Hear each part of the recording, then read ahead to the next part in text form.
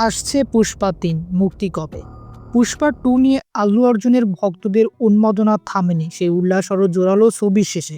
কারণ নির্মাতা সুকুমারের পক্ষ থেকে পুষ্পা ৩ ঘোষণা হয়েছে। তবে ছবি দেখে আনন্দে ভাসতে ভাসতে যখন অনুরাগীরা ফিরেছে তখনই মন খারাপের মতো খবর।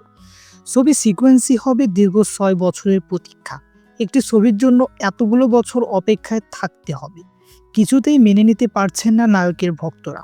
তাদের প্রশ্ন, কোনো ছবি প্রত্যেকে যদি ব্লকবাস্টার হয় তাহলে সেই ধারা ধরে রাখা দ্রুত পর্বে দর্শকদের উপহার দেওয়া উচিত, কিন্তু তারা হতাশ।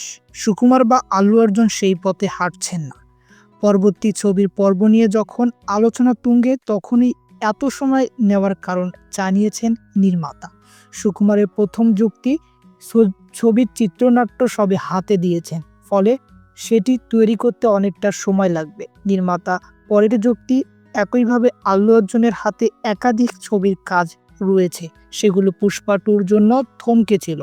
এবার সেই ছবিগুলোর কাজ শেষ করতে হবে নায়কের। ফলে ছবিটি মুক্তি পাবে ২০২৮ কিংবা ২০২৯ সালে। নিউজ ডেস্ক, বিনোদন খবর।